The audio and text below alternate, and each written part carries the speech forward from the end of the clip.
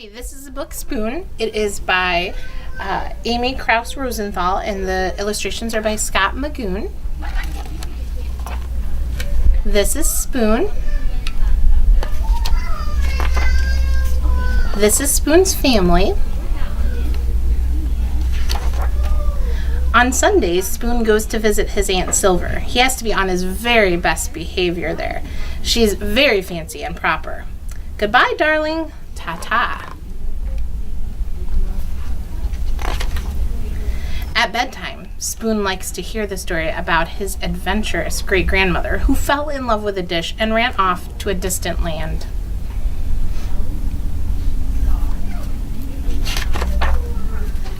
Lately, though, Spoon has been feeling blue. "What's wrong?" asked his mother. "You look a bit out of shape." "Nothing," mumbled Spoon.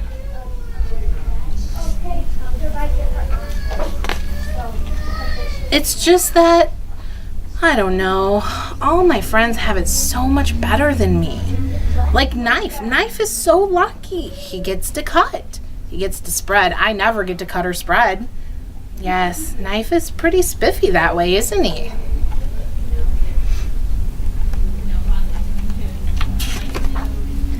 "And Fork. Fork is so lucky. She practically gets to go everywhere. I bet she never goes stir crazy like I do. Fork does get to get out and make herself useful, doesn't she?"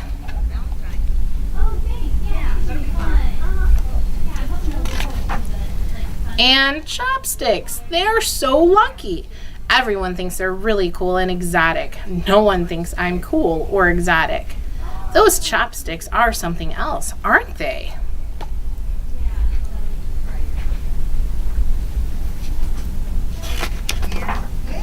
Meanwhile, if only Spoon knew what his friends were saying about him at that very minute.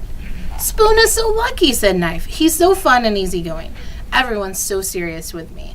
No one's ever allowed to be silly with me like they are with Spoon. Clang, clang, bang." "Spoon is so lucky," said Fork. "He gets to measure stuff. No one ever does that with me."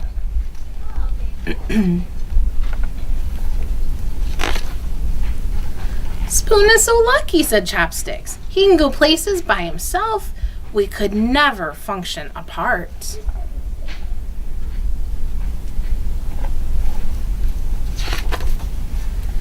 That night, after bedtime stories, Spoon's mom turned off the light, tucked him in, and said, "You know, Spoon, I wonder if you realize just how lucky you are. Your friends will never know the joy of diving headfirst into a bowl of ice cream."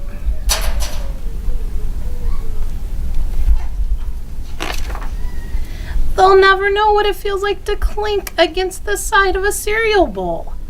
They'll never be able to twirl around in a mug or relax in a hot cup of tea."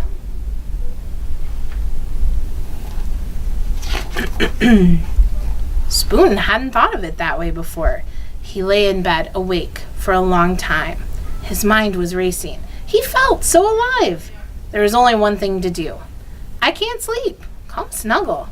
Come, Spoon."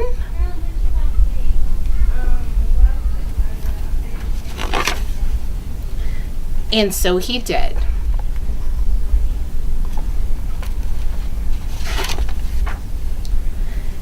Sweet dreams.